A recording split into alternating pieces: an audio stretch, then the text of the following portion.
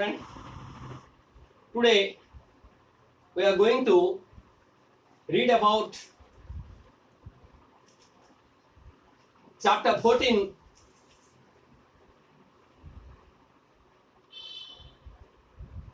who will make the British quit India. As we have discussed in the last class, that Pakistan was named or coined from the 5 states. Okay, today we are going to discuss about who will make the British to quit India. As you know that in 1941, Japan started to expanding their territory in Southeast Asia. This was a clear threatening to the Indian territories as well. The British wanted Indian people to support the war against Japan. So British wanted that Indian people should support them against Japan.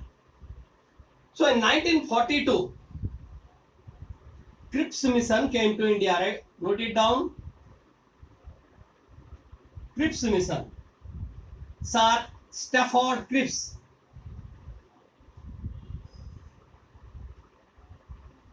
Stafford Cripps came to India to make a compromise with Gandhi and Congress people. But this talk was failed. After the failure of Cripps mission, this is called as Cripps mission. Okay, headed by Sir Stafford Cripps. After the failure of the Cripps mission, Mahatma Gandhi decided to launch his major movement against the British, that is the Quit India movement.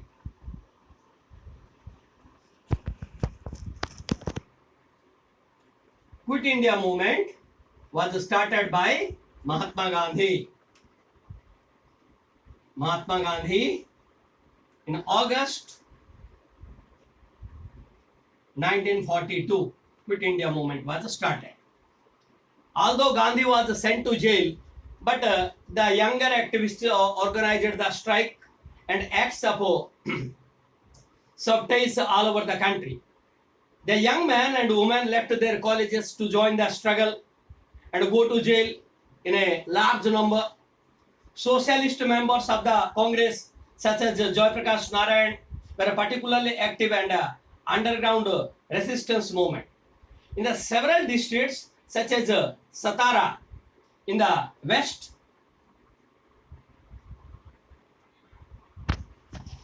and Medinapur in the east.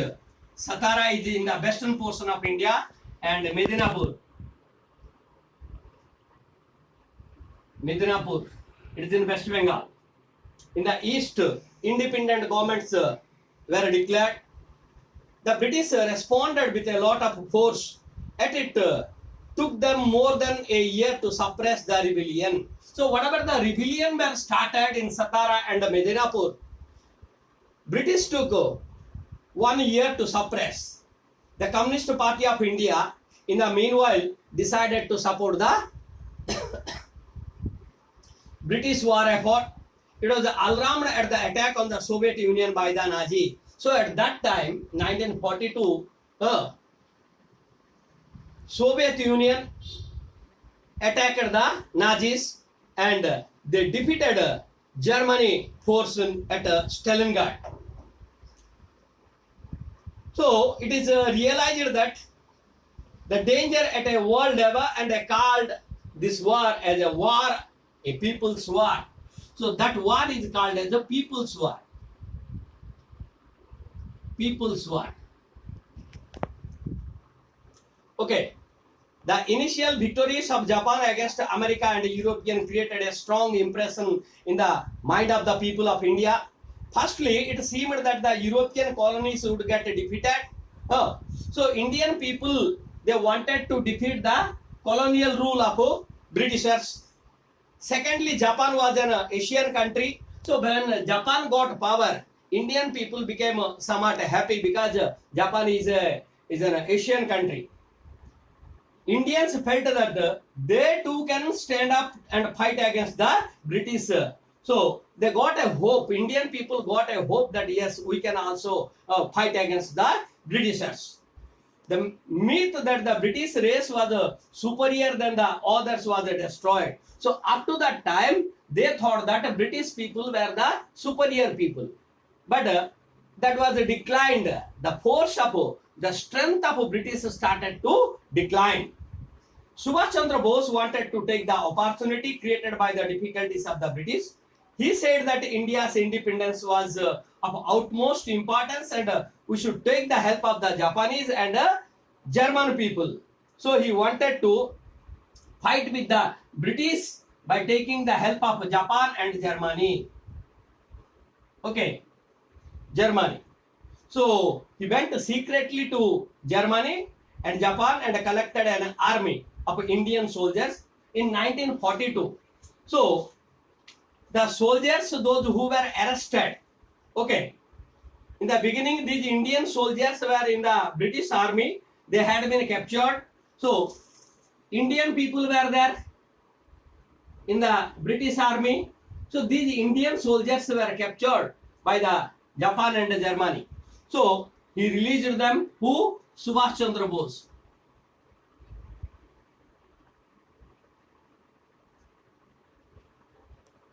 Subhash Chandra Bose gathered these Indian soldiers who were captured, war prisoners.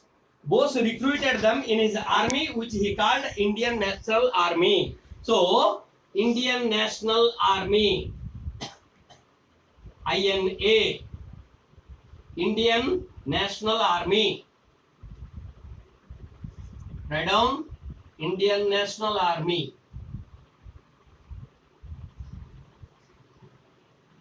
was formed by Subhash Chandra Bose.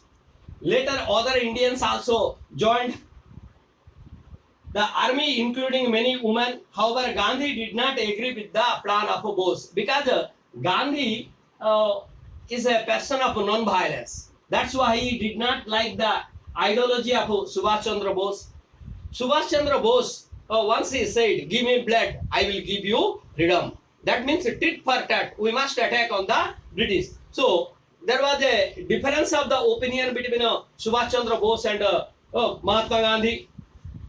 He felt that the Japanese cannot be the liberator of India, but Subhash continued in his chosen path and led an army of the Indian soldiers to fight along with the Imperial Army of Japan against the British. So with Japan, this INA, they attacked on British with the help of Japan army. This time was a very dramatic, difficult for the entire world.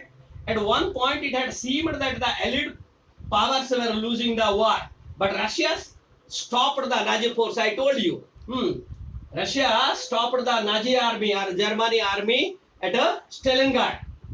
The Allied powers regained the control and eventually won the Second World War.